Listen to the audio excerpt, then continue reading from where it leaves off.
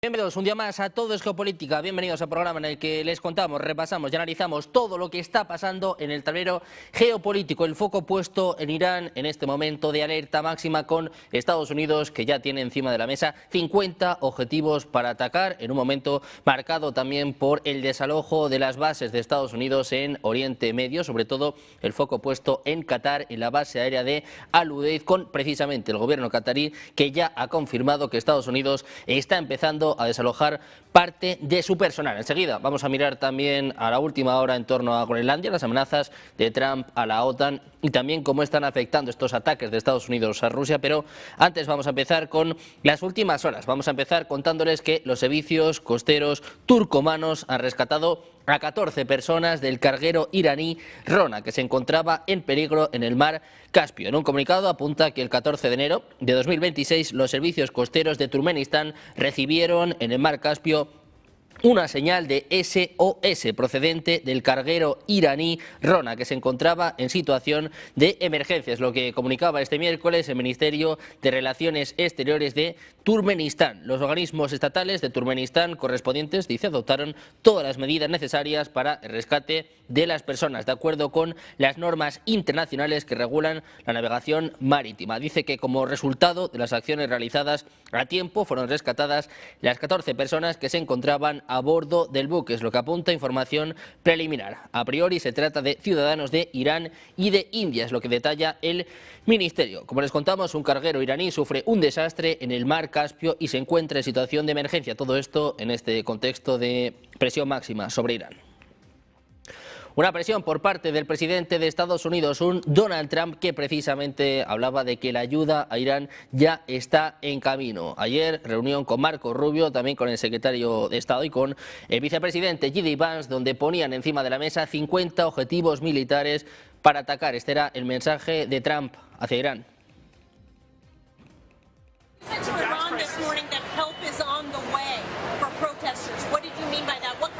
You're going to have to figure that one out. I'm sorry. How many people have been killed in Iran?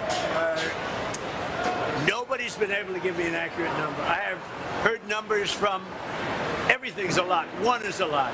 But I've heard numbers much lower and I've heard numbers much higher. We'll be knowing.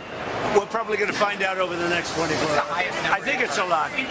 Atentos también a Groenlandia, les contamos que el presidente de Estados Unidos ha afirmado que su país necesita este territorio para su seguridad nacional y la Cúpula de Oro, un ambicioso proyecto de defensa con capas que van desde misiles en órbita hasta sistemas terrestres contra drones. Decía Trump, Estados Unidos necesita Groenlandia para su seguridad nacional, es vital para la Cúpula de Oro que estamos construyendo. Decía además que la OTAN debería liderar el camino para que Estados Unidos pueda conseguirlo. Decía, si no lo hacemos, Rusia y China lo harán y eso no va a suceder. Es lo que escribía este miércoles en True Social. Decía que militarmente, sin el vasto poder de Estados Unidos, gran parte del cual construyó durante su primer mandato y que ahora está elevando a un nuevo nivel y a un nivel más alto, la OTAN no sería una fuerza eficaz ni disuasoria. Decía, ni de lejos, ellos lo saben y yo también. La OTAN se vuelve mucho más formidable y eficaz con Groenlandia en manos de Estados Unidos. Cualquier cosa menos que eso es inaceptable. Mientras tanto, seguimos mirando a las últimas horas en torno a Irán con estas amenazas de Estados Unidos, con un Donald Trump que dice que la ayuda ya está en camino. Ya hemos visto la respuesta por parte de Teherán amenazando con atacar las bases de Estados Unidos en Oriente Medio. Les contamos que Estados Unidos se lo toma muy en serio y ha empezado a desalojar parte de su personal de todas las embajadas de la región, mientras tenemos última hora importante, información por parte de la agencia Reuters. Dice que grupos kurdos armados han intentado cruzar a Irán desde Irak. Como decimos, es la información de última hora que apunta en estos momentos la agencia Reuters. Dice que grupos separatistas kurdos armados han intentado cruzar la frontera hacia Irán desde Irak. Es lo que apuntan a la agencia Reuters, tres fuentes familiarizadas con el asunto, en una señal de que entidades extranjeras potencialmente están buscando aprovechar la inestabilidad después de estos días de represión en estas protestas contra Teherán. Las tres fuentes, entre las que había un alto funcionario iraní, que hablaron bajo condición de anonimato, decían que la agencia de inteligencia de Turquía ha sido la que advertía a la Guardia Revolucionaria Islámica sobre los combatientes kurdos que cruzaban la frontera en los últimos días. Momento de caos en Irán, momento de alerta máxima. Se informa de que grupos armados kurdos han intentado cruzar La frontera, muy pendientes de las últimas horas con el foco puesto en Irán. Nosotros vamos allá con los expertos, vamos allá con los analistas. Hoy tenemos precisamente a Paco Arnau, analista internacional de redes y medios. ¿Qué tal, Paco? Muy buenas tardes. Hola, buenas tardes. Buenas tardes, Sergio. Tenemos también a Cristian Lamesa, analista internacional. ¿Qué tal, Cristian? Muy buenas tardes. Buenas tardes, Sergio. Encantado de estar una vez más con vos y con los colegas. Encantado de tenerte por aquí. Contamos también con Diego Pitars, profesor del Máster de Relaciones Internacionales del IEB. ¿Qué tal, Diego? Muy buenas tardes.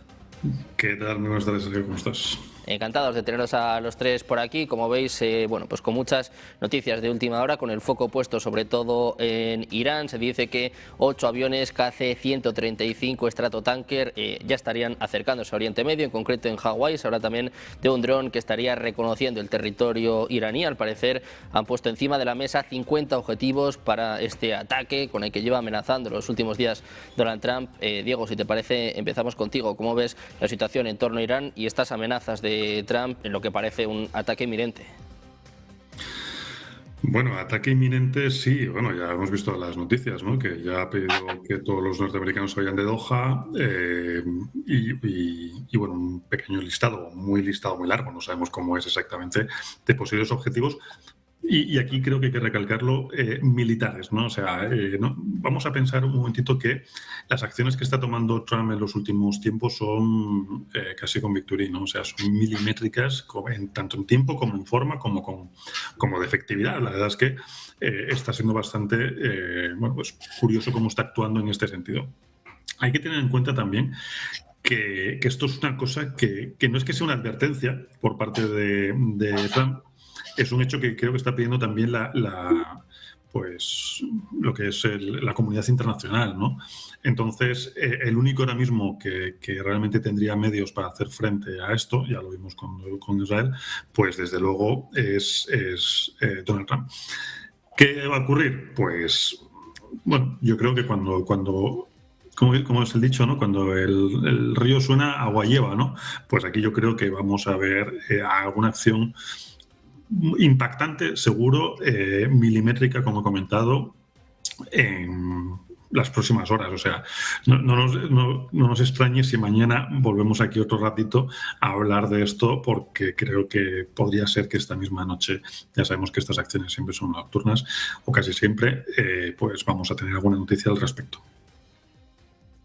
Bueno, pues un ataque de Estados Unidos que, como venimos contando, como vamos a analizar en los próximos minutos, parece inminente. Precisamente Estados Unidos ya ha empezado a retirar a parte de su personal de las bases de Oriente Medio, sobre todo de la más importante, de esta base Al-Udeid en Qatar. Se dice sobre todo que Trump tiene encima de la mesa 50 objetivos, apunta sobre todo a cuarteles de la Guardia Revolucionaria Islámica, mientras Irán también está advirtiendo. Dice que en el caso de que sea atacado va a golpear en las sedes, en las embajadas de Estados Unidos en la región. Cristian, te quiero preguntar por ello, porque han pasado unos meses, poco más de 6 meses de esta guerra de 12 días en junio y parece que estamos cerca de otro capítulo. Sí, es una situación bastante compleja, porque parecería ser que recordemos que en la famosa guerra de los 12 días fue algo que fue provocado por Netanyahu, desoyendo los consejos que le había dado Donald Trump, ya que se estaban realizando rondas de negociaciones por aquel entonces. Y en este caso, yo creería que Donald Trump no tiene la intención de hacer un ataque directo. Sin embargo, sí, lo que se ve claramente es que está intentando mantener estas protestas, mantener vivo este fuego que hay en Irán, para provocar una caída, una desestabilización del gobierno desde adentro. Esta última hora que señalabas vos, tan importante respecto a los kurdos, que no es realmente casual que que haya avisado Turquía, ¿no? Ya que los kurdos sabemos que siempre, como aliados de Estados Unidos, lo que buscan es la autonomía en las diferentes regiones, en los diferentes países en los que tienen presencia: Turquía, Irak, Irán, Siria, etcétera. como separatistas, claro está.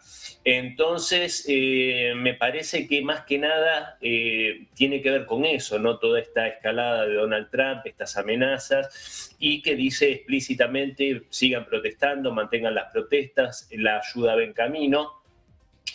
Es paradójicamente inverso a lo que pasó en Venezuela, ¿no? Que la presencia de la flota en el Caribe buscaba generar esas revueltas que finalmente no ocurrieron espontáneamente en el país caribeño, en este caso por una cuestión muy real y concreta, un problema económico serio por parte del país persa. Se inician estas protestas y después evidentemente son fogoneadas como una revolución de color, y hemos visto en los últimos días cómo se ha denunciado, se han mostrado imágenes de tiradores disparando a los manifestantes y a las fuerzas del orden. Un libreto clásico se hizo cuando se derrocó a Chávez en Venezuela, se hizo en el Maidán, se vuelve a hacer ahora, un libreto básico de la CIA, pero creo que en este sentido también, y con esto cierro, el incentivar y fogonear esto tiene que ver con que en algún sentido parecería ser que ya hay una respuesta también de otra parte muy importante de la población iraní que se rebeló y se vio muy, muy ofuscada por la quema de las mezquitas. Yo ahí creo que los que organizan y tratan de generar una desestabilización política por parte de organismos de inteligencia como la CIA, el Mossad, creo que ahí cometió un error grande y que fue un tiro en el pie el tomar la decisión de salir a quemar mezquitas. Bueno, pues el foco puesto en Irán, en estas protestas, en cómo se han sofocado y sobre todo, bueno, pues en estas amenazas, ¿no? Por parte de un Donald Trump que parece que ya ha tomado su decisión, que hoy habla mucho de Groenlandia, pero bueno, que está también de alguna forma aumentando la tensión en Oriente Medio. Te quiero preguntar también por ello. ¿Cómo ves todas estas cuestiones? A ver, cuando la administración Trump dice que la ayuda está en camino, está hablando de que van a iniciar otra agresión militar contra Irán, parecida o similar o más profunda incluso, con más objetivos que la de hace 6 meses en la llamada guerra de los 12 días, ¿no? Pero claro, aquí no cuentan con que Irán responde, es decir, que la guerra de los 12 días fracasó, precisamente una agresión instigada por Israel y ejecutada por Israel y Estados Unidos contra Irán, pero Irán respondió lanzando misiles contra Tel Aviv y respondió contra posiciones estadounidenses, ¿no? Esta base aérea de Qatar que habéis citado al principio, Sergio, creo recordar que fue atacada por Irán, ¿no? Hace 6 meses, en la guerra de los 12 días, sin respuesta por parte de Estados Unidos, por cierto. Es decir, que no tienen muy claro qué es lo que van a hacer, porque, claro, está claro que lo que ha pasado en Irán, y hay un cierto paralelismo con Venezuela, el objetivo principal está fracasando, que es propiciar un cambio de régimen mediante protestas callejeras instigadas desde fuera, independientemente de que el inicio de las manifestaciones fuera por causas económicas, cosa que analizan algunos de forma muy sesgada y parcial, porque claro, el principal origen de las protestas y del malestar social que puede haber en Irán, en un sector de la población, está provocado por las sanciones de Estados Unidos y de Occidente, ¿no? Entonces, claro, no se puede analizar las cosas sin tener en cuenta todo y sobre todo la raíz del problema, ¿no? Y por otra parte, sí, coincido con lo que se ha dicho, es decir, han cometido errores y torpezas de bulto. En primer lugar, lo de, bueno, dejar a las claras que pretenden entronizar algo parecido a una nueva edición de la tiranía del Shah con la entronización de su hijo, ¿no? Reza Pahlavi. Y en el pueblo iraní, todos tienen memoria histórica, ellos o sus familiares, de lo que fue la tiranía de Reza Pahlavi, ¿no? Del régimen del Shah, ¿no? Y 2, no tienen en cuenta que atacar mezquitas, por ejemplo, en un país como Irán, es impensable por parte de ningún iraní que no esté pagado por los servicios del Mossad. Se habla de que pagan $100 por acción, ¿no? Es decir, que han dejado a las claras que esto es una injerencia intervencionista. Y luego se ha dicho también otra cosa que es destacable, ¿no? El modus operandi, ¿no? Que es de manual, de las primaveras, ¿no? De las primaveras árabes, aunque Irán es un país persa, y de las primaveras como el llamado Euromaidan en 2014. Es decir, medios forenses ya indican que gran parte de los muertos han sido abatidos por francotiradores que disparaban indiscriminadamente. Es decir, exactamente igual que hicieron en Kiev durante el Maidán. Provocar el caos, generar muertos para luego culpar al gobierno, ¿no? Es decir, es el mismo guión, exactamente el mismo guión. Algunos interpretan que todo esto es una muestra de fortaleza de Estados Unidos, ¿no? Estos nuevos intentos de desestabilizar países. Yo lo interpreto más bien como una muestra de debilidad, porque, claro, si no estuviéramos hablando de un imperio en decadencia social a nivel interno y económica a nivel exterior frente a China, no veríamos a un chimpancé con 2 pistolas, que parece que es la táctica que ha adoptado la administración Trump en estos últimos tiempos.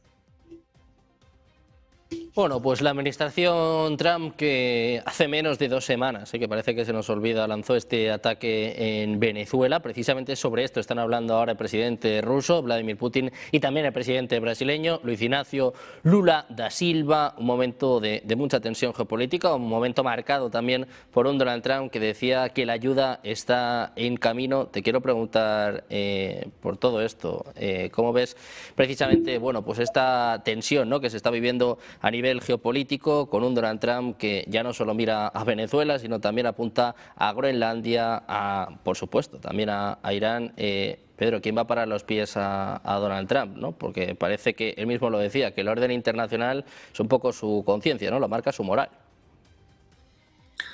Sí, bueno, es que ahora mismo hay tantísimos frentes abiertos que, fíjate, Sergio, yo hace unos meses estaba pensando, digo, caray, qué cantidad de cosas que tenemos delante, ¿no? O sea, estábamos hablando en ese momento de la guerra comercial con China, estábamos hablando de la guerra de Israel, estábamos hablando de Ucrania, y yo pensaba, digo, caray, ¿cuántos frentes? Oye, pues yo pensé que no se podía superar y aquí estamos metidos en unos fregados espectaculares, ¿no? O sea, realmente es... A ver cómo me levanto hoy. Esta reunión entre Putin y Lula, bueno, pues no es que sea de una indiferencia o deferencia, ¿no? Simplemente es un poquito... yo creo que entre los mismos líderes mundiales no saben lo que está ocurriendo, o si lo saben ya lo tienen más que hablado y pactado, porque yo veo... No te digo a la gente tranquila, pero realmente no veo una reacción internacional digamos, de impacto, ¿no? O vamos a decir, bueno, importante, ¿no? Al fin y al cabo, sí, muchos comentarios, muchos diálogos. En el caso de Venezuela, bueno, pues fue una extracción que, bueno, veremos a ver en qué queda todo esto, porque el gobierno sigue prácticamente intacto, aunque han abierto un poquito la mano a soltar a los presos políticos, etcétera, etcétera.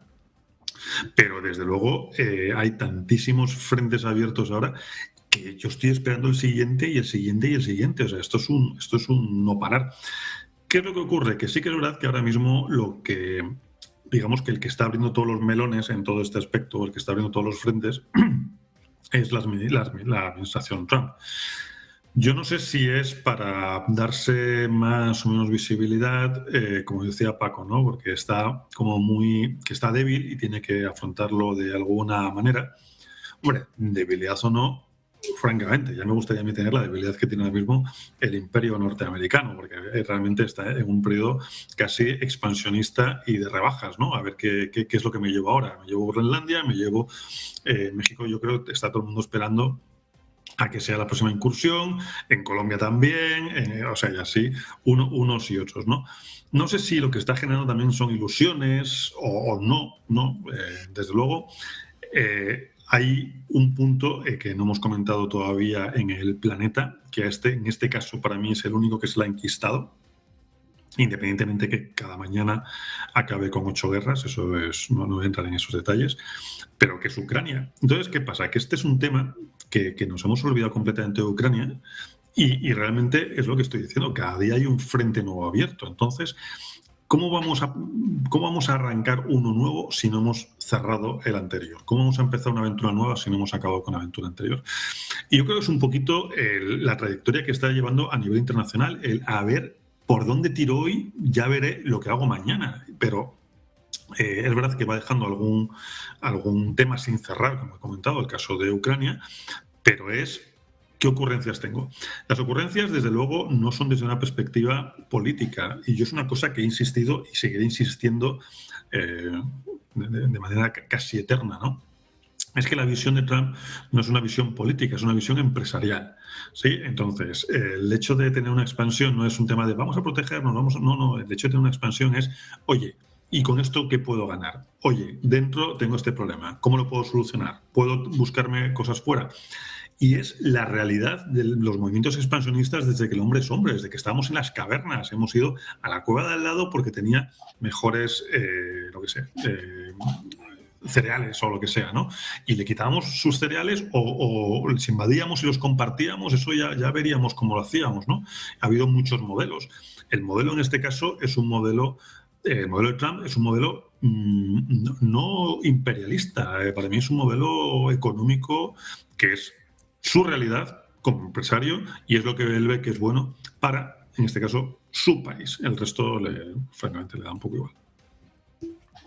Bueno, pues precisamente mirando a Donald Trump, mirando a Estados Unidos, tenemos más informaciones en torno a Oriente Medio. Les decíamos antes, bueno, que estaban empezando a desalojar a su personal. Estados Unidos pide al personal en Arabia Saudita que tenga precaución. La última hora pasa por el Departamento de Estado, que está instando al personal y a los ciudadanos de Estados Unidos a limitar los viajes no esenciales a cualquier instalación militar en Oriente Medio. En este sentido, algunos medios también empiezan a informar de que precisamente Estados Unidos estaría supuestamente preparando ya el ataque militar. Al parecer, habría trasladado más tropas desde sus bases en Oriente Medio. Israel, por su parte, afirma que Irán podría no contraatacar, pero Hezbollah o Yemen sí podrían hacerlo. En este sentido, están viendo precisamente en sus pantallas al ministro de Asuntos Exteriores iraní, Abbas Araghchi, que apunta directamente a Israel.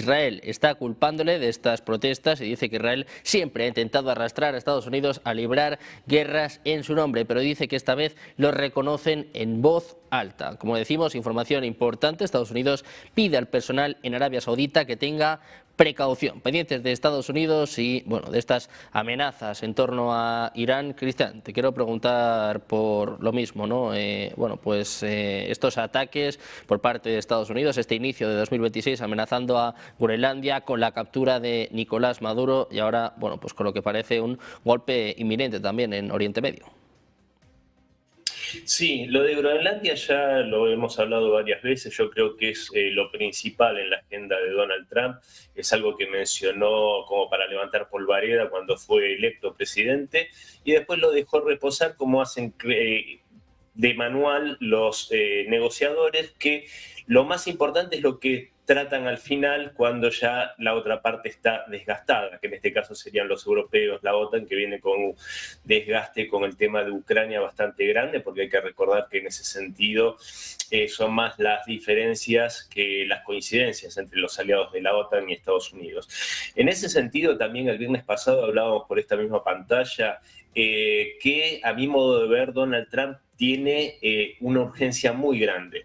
Donald Trump ya está en su primer año de mandato de esta segunda presidencia y realmente le queda muy poco tiempo para hacer todo lo que tiene que hacer, porque si hace unas malas elecciones de medio término, esto no le va a permitir hacer lo que también creo que es muy importante, por eso lo ha dicho para escandalizar y después lo dejó reposar, que es lo de un tercer mandato. Esto es fundamental para él, pero para eso necesita 2/3 de las cámaras. Entonces yo creo que esto de salir a pedir diciendo que si no le van a hacer un nuevo impeachment, etcétera, yo creo que tiene que ver con eso, porque en su enfrentamiento con...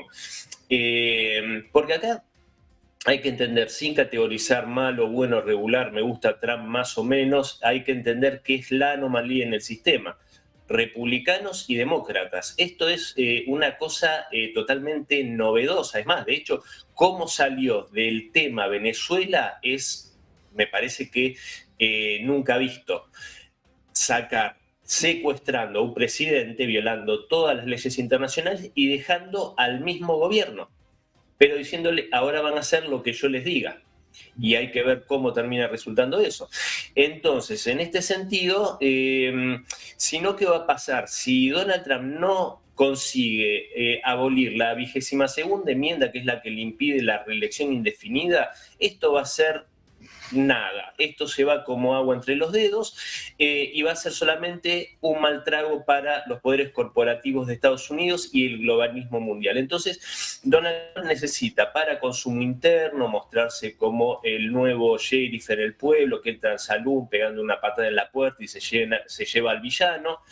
Esto muy caricaturizado, que se entienda como lo estoy diciendo, ¿no? Y le muestra a los estadounidenses traje acá Maduro, traje este dictador, aparece como presidente de Venezuela en Wikipedia, cosas que en realidad yo le desaconsejaría, porque también si hay una especie de acuerdo con el gobierno de Venezuela, tampoco, digamos que tensar la cuerda es demasiado bueno. Ahí es donde se ve cómo también existe esta desesperación de parte de Trump, aparte de estar marcando esas áreas de influencia, que también lo hemos hablado en un montón de ocasiones, que para bien o para mal es Iberoamérica, es así, para nuestra desgracia. Y por último, cierta tranquilidad, pasividad por parte de Moscú y de Beijing, yo creo que hay que entenderlo también en esta misma línea que marcaba del globalismo histórico, este guerrerismo republicano y demócrata, frente a este nuevo estilo, el de Donald Trump, que si recordamos los momentos de máxima tensión militar en los últimos tiempos entre China y Estados Unidos fueron con la visita de Nancy Pelosi a Taiwán y todas esas provocaciones que realmente parecía que iba a haber una respuesta de China contundente en el ámbito militar. Con Trump vemos que las tensiones son económicas y ni que hablar con Rusia, al borde de una tercera guerra mundial, también con la administración Biden. Entonces yo creo, y con esto cierro, mientras parecería que Ucrania se olvida y pasa a otro plano, Rusia sigue avanzando, y ante la terquedad de Zelensky y de sus patrocinadores europeos que no quisieron seguir los consejos de Trump, no nos sorprenda que dentro de poco tiempo ya Odessa sea una nueva región de Rusia, se logre comunicar, quitarle la salida al mar al régimen de Kiev y comunicar Rusia con Transnistria. Creo que el hecho de que no esté en el tapete y Trump no le esté dando importancia también puede ser algo implícitamente acordado para este fin. Bueno, pues el foco está puesto sin duda en un Donald Trump que tiene mucha prisa, que por cierto la próxima semana, el próximo 20 de enero, va a cumplir un año en el cargo, es decir, estamos muy cerca ya también de las elecciones de medio término, que si no me equivoco van a ser también en noviembre de este mismo año. Y bueno, pues mientras tanto tenemos muchísimos frentes abiertos. Paco, te quiero preguntar por esto, ¿no? Porque acabamos de empezar el 2026 y ya tenemos un ataque a Venezuela y parece que estamos a punto también de un ataque contra Irán. Luego dice Trump que ha terminado con 8 guerras. Vamos a ver cuántas abre, ¿no? También en este año. Sí, estamos hablando de unos días de enero, o sea, que en los cuales la historia se ha acelerado, ¿no? Me hace gracia cuando hablaban algunos del fin de la historia, ¿no? Recuerdo, ¿no? Fukuyama y compañía, ¿no? Algunos teóricos de la globalización capitalista, ¿no? Todo lo contrario, es decir, ¿cuáles son los escenarios? Los escenarios para Estados Unidos ahora mismo son que han dado por perdida la guerra de Ucrania, por eso, una guerra de Ucrania que además empezó Estados Unidos y sus satélites de la Unión Europea más el Reino Unido, ¿no? La han dado por perdida, por eso tienen tanta prisa por llegar a un acuerdo con Rusia y salvar algunos papeles antes de que Rusia siga avanzando, que de hecho Rusia sigue avanzando en el campo militar y los sigue derrotando. Han perdido la guerra económica contra China. No es precipitado decir esto, la han perdido ya. Es decir, ya no tienen capacidad ni a corto ni a medio plazo, yo creo que tampoco a largo, de hacer frente al poderío económico industrial de China y sobre todo también comercial. Es decir, China ya es el principal socio comercial de todo el mundo, excepto 4 países. Es decir, esa guerra económica la han perdido. Y además han perdido la guerra ideológica contra China, porque claro, estaban hablando de que el enemigo estratégico en las últimas cumbres de la OTAN era China, porque era otro modelo de sociedad, y estamos viendo que ese modelo de sociedad contrapuesto al de Estados Unidos y el de Europa Occidental es el que progresa. En China la gente cada vez vive mejor, aunque eso no se vea en los telediarios, ¿no? Las ciudades son deslumbrantes, las infraestructuras ya tienen 50.000 kilómetros de vías de alta velocidad, más que el resto del mundo, etcétera, etcétera, etcétera. Por otra parte, más recientemente, en este acelerado enero de 2026, en Venezuela lo que pretendían era la típica operación incursión militar que propiciara un cambio de régimen, con secuestro del presidente legítimo incluido, y no lo han conseguido. Es decir, no ha habido una rebelión en las calles de la oposición venezolana patrocinada por Estados Unidos. Y esa es la razón por la cual Trump ha tratado como a un trapo a María Corina Machado y compañía, claro, porque no les sirven. Es decir, su trabajo no lo han hecho. Y por tanto, el intento de cambio de régimen en Venezuela ha fracasado. Veremos a ver qué pasa. Hay negociaciones, claro, entre el gobierno venezolano y la administración Trump. Y vemos a ver en qué desemboca todo esto. Es curioso también que en la reunión de Trump con las petroleras llegó a preguntar a algunas que por qué no invertían en Venezuela.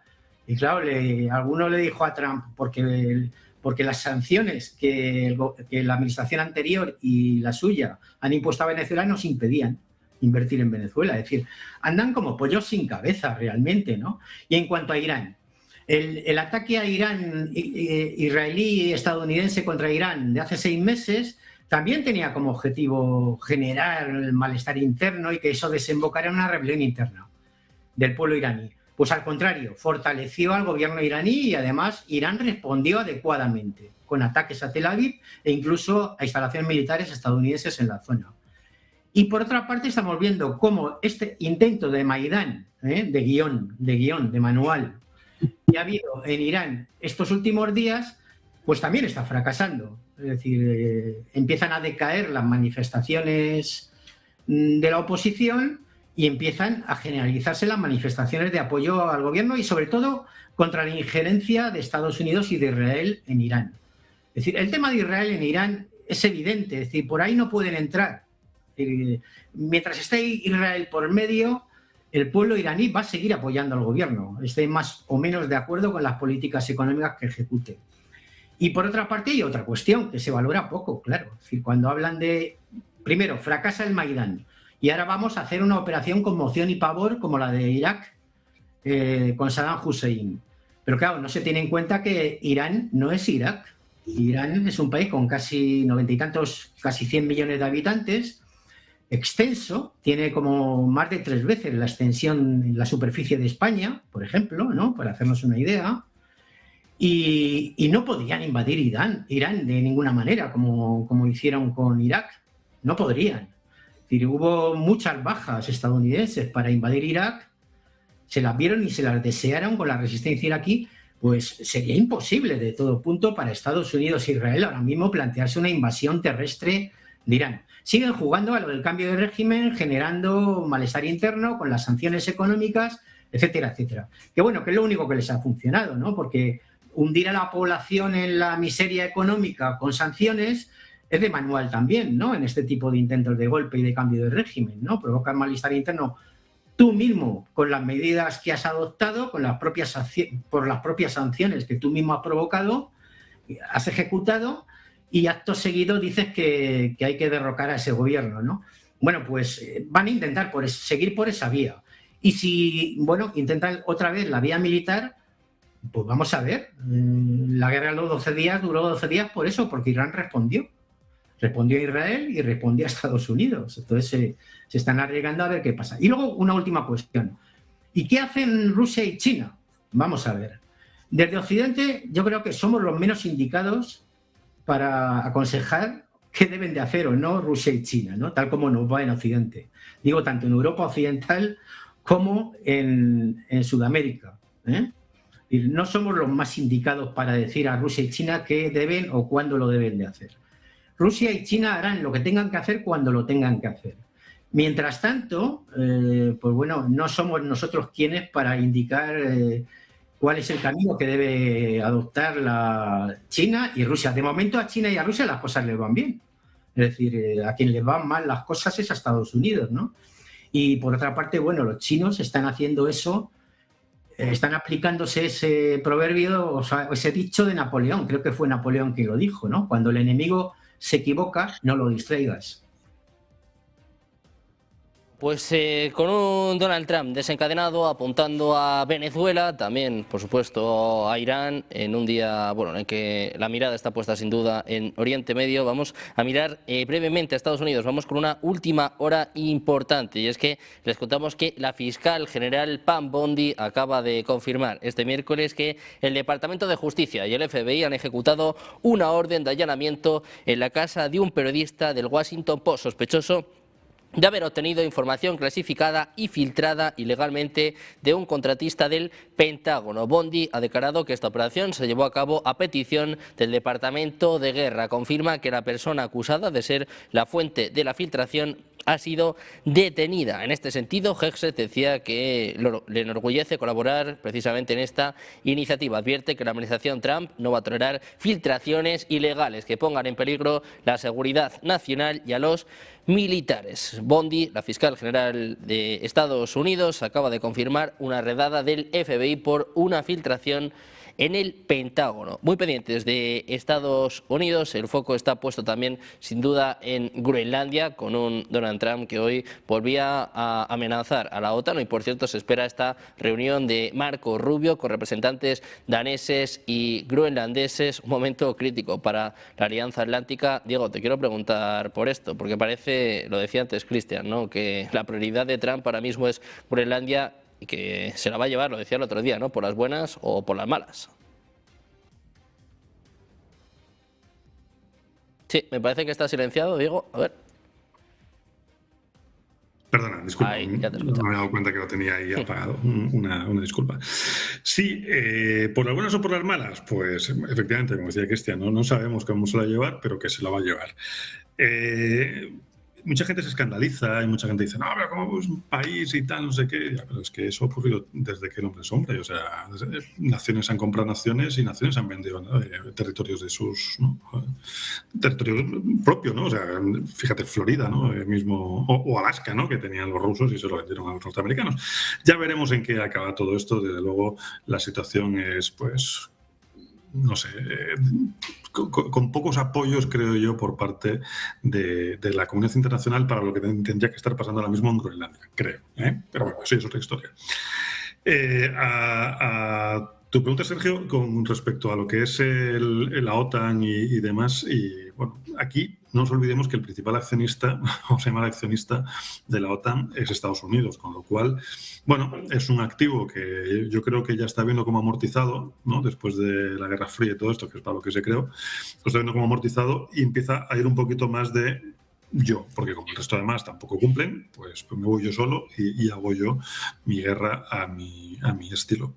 Mientras tanto, bueno, y de hecho, además hay una cosa muy, muy clara, y es que la OTAN no se está pronunciando para nada con respecto a lo que está haciendo Trump. Yo no sé si a efectos de no me quiero meter con el accionista principal o no me quiero, no sé, desde luego no tengo yo muy claro la falta de pronunciamiento en este caso.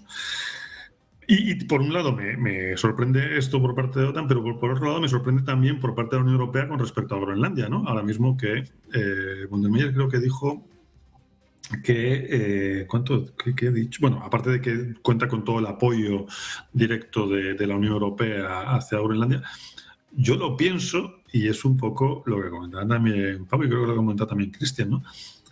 Unión Europea, pero tú estás en condiciones de decir yo te apoyo. O sea, es que estás metiendo en una pelea al amigo enclenque que está ahí apartadito, que no sabe muy bien hacia dónde va, no sabe ni siquiera cómo pelear, porque como lleva tanto tiempo con el buenismo, pues no, y todos no se entienden entre ellos, pero no porque no hablen el mismo idioma, que podría ser, pero no es el caso. No se entienden porque tenemos unas mentes pues diagonalmente opuestas. O sea, que es que realmente la postura, no hemos sido capaces de ponernos de acuerdo en una postura con Ucrania, imagínate con Groenlandia.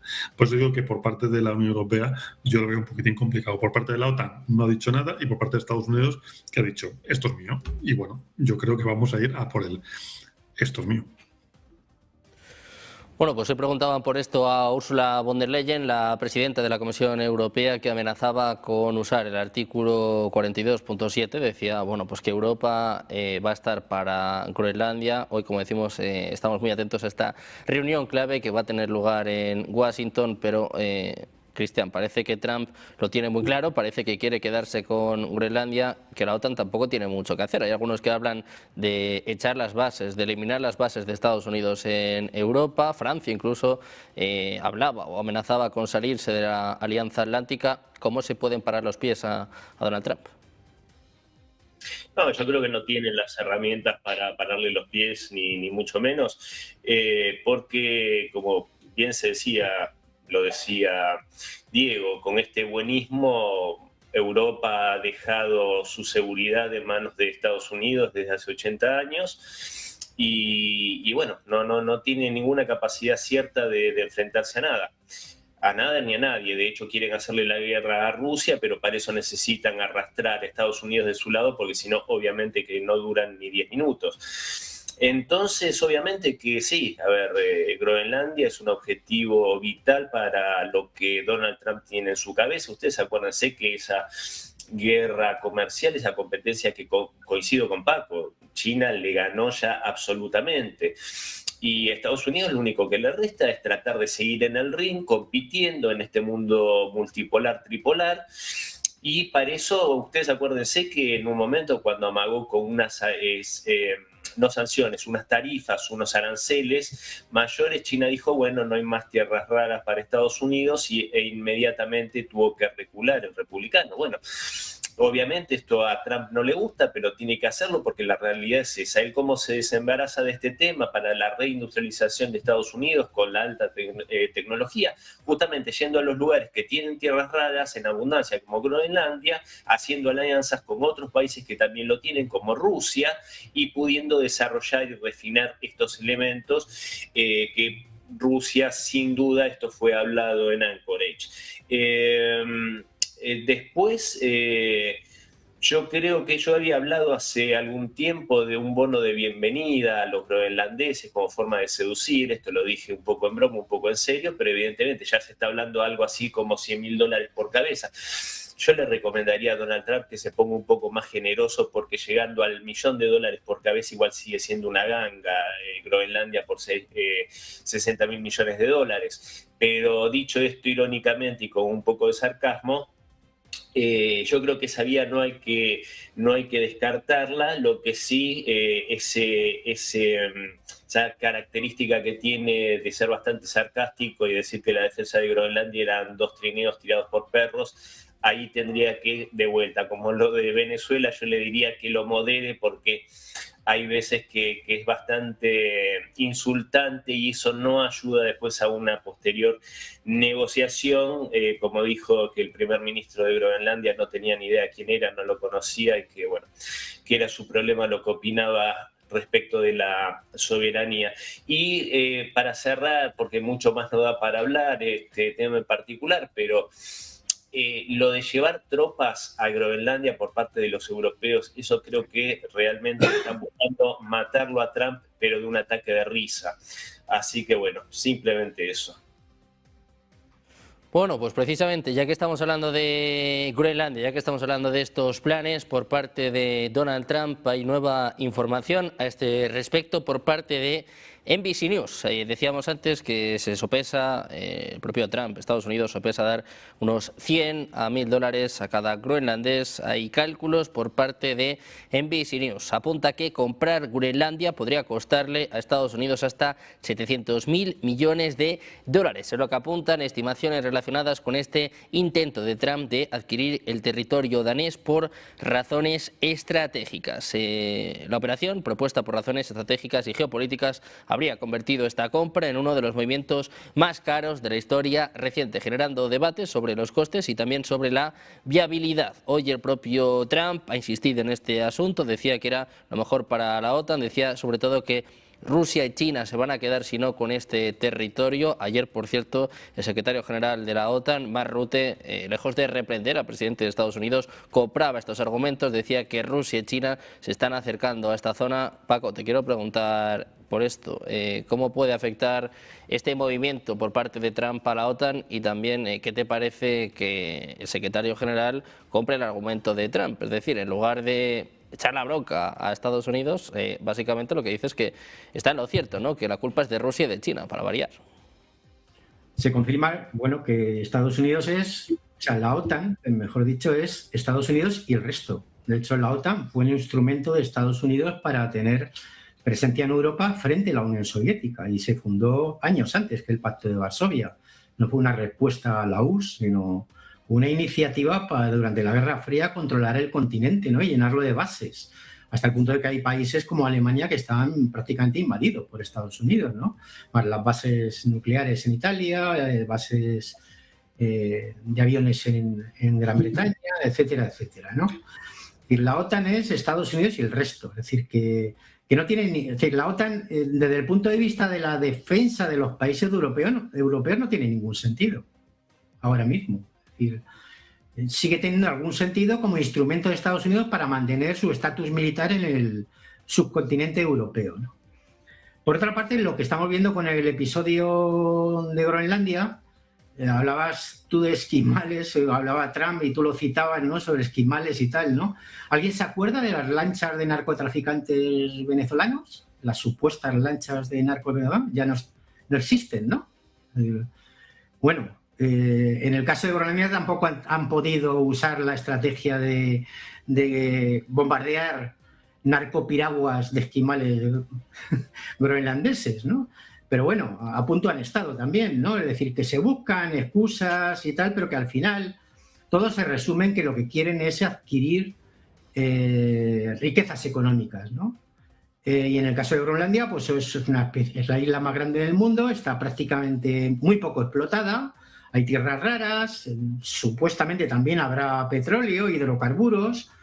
A Estados Unidos se le acaban ya, no puede seguir al ritmo de vivir de sus reservas, ¿no? Es decir, los grandes estados petroleros, Texas, Oklahoma, California y tal, ya no son los que eran en los años 60 y 70. Es decir, ahora están tirando de sacar petróleo del fracking, que es mucho más caro de extraer. Y lo que pasa en Venezuela y lo que han hecho y lo que están haciendo con Irán tiene mucho que ver con eso. Es decir, quieren hacerse con las fuentes de petróleo más importantes del mundo. En el caso de Venezuela, la principal reserva mundial, y en el caso de Irán, un gran productor petrolífero en Oriente Medio, ¿no? Y Asia Central. ¿Qué está pasando con la Unión Europea más Gran Bretaña? Que claro, ahora piden respeto, pero claro, ¿cómo vas a pedir respeto si te has tirado durante años arrodillándote? Especialmente con la administración Biden, es decir, porque los europeos no se dedicaron a hacer otra cosa que hacer lo que les ordenaba la administración Biden, en contra de sus propios intereses. Ya hemos visto la política de sanciones a Rusia cómo ha acabado.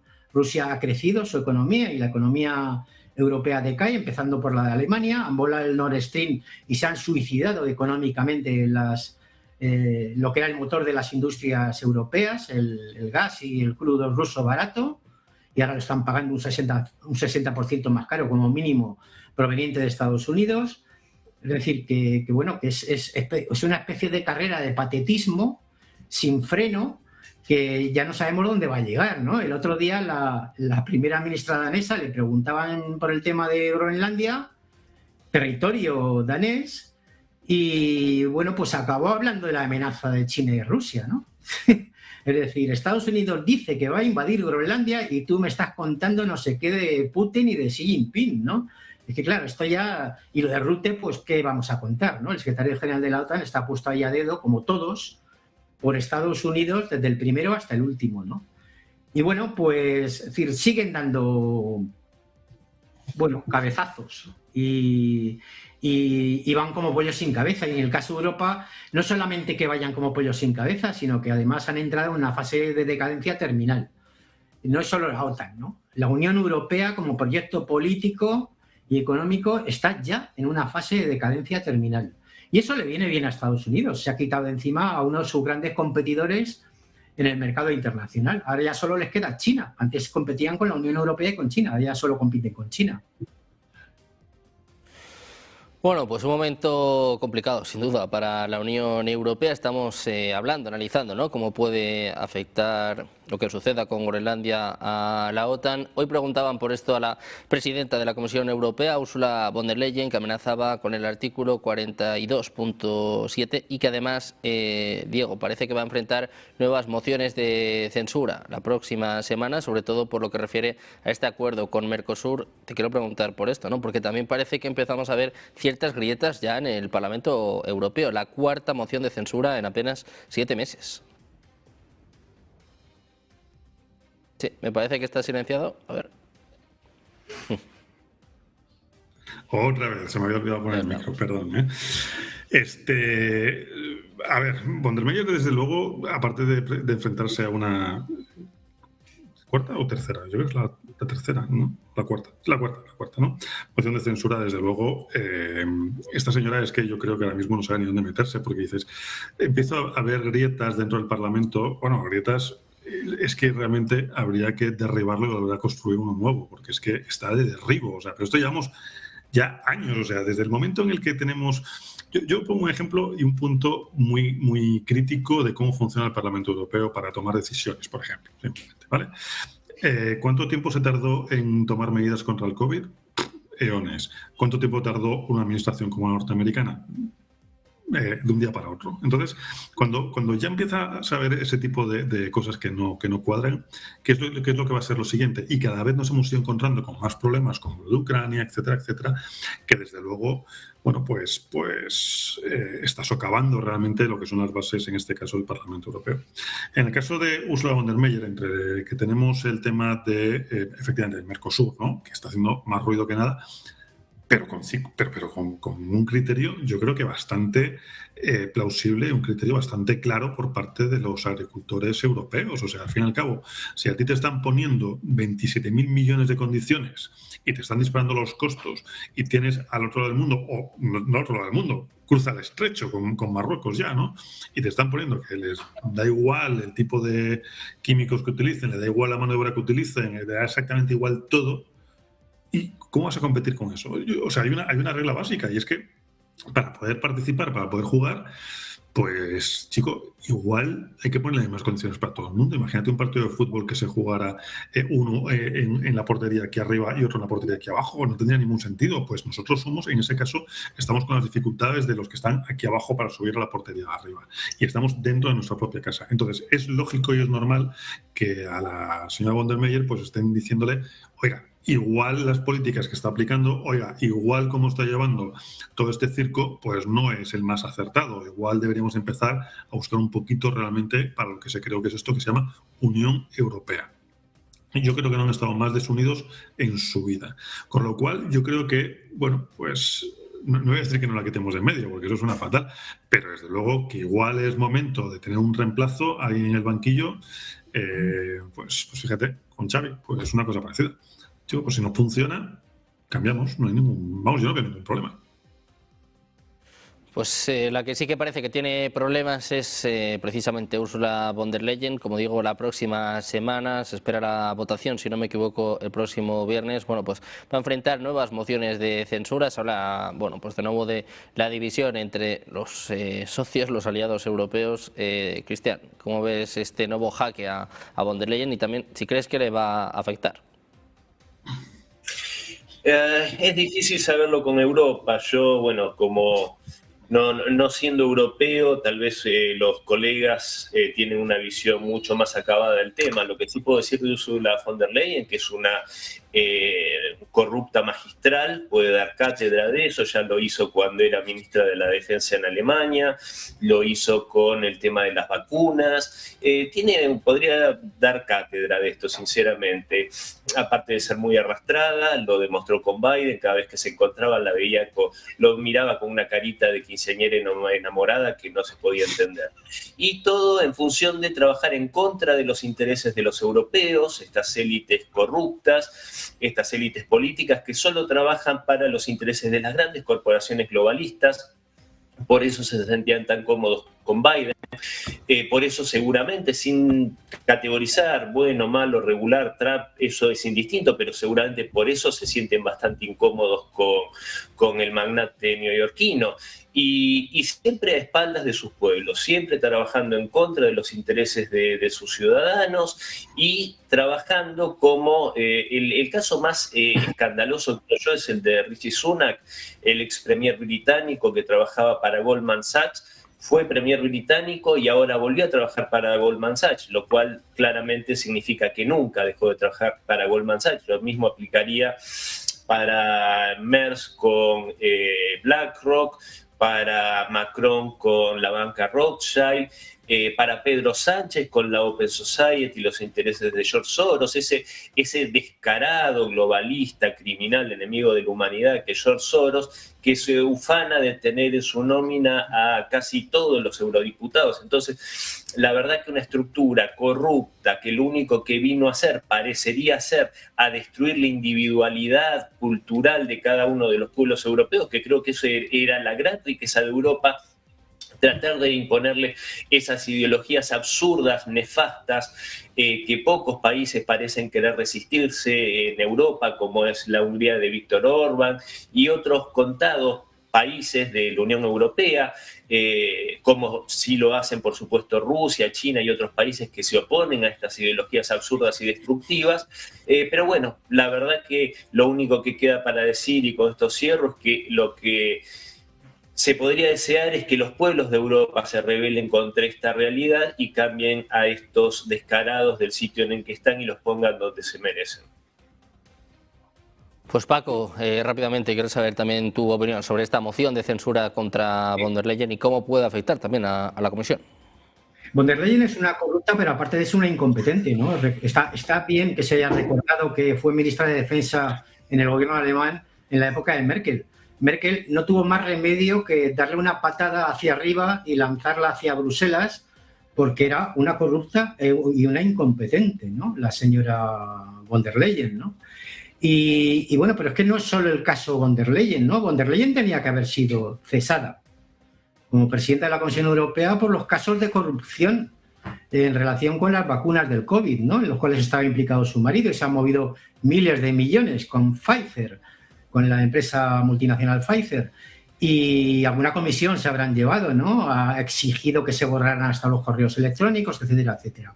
Pero claro, hete aquí que hace unos meses hubo una moción de censura contra Merkel, que era la tercera en este caso, y sobrevivió no solo gracias a los votos de su partido, la CDU, CSU alemana y el Partido Popular Europeo, es que el Grupo Socialista también la sostuvo. Es decir, el señor Sánchez y sus acólitos mantienen a von der Leyen en el puesto, ¿no?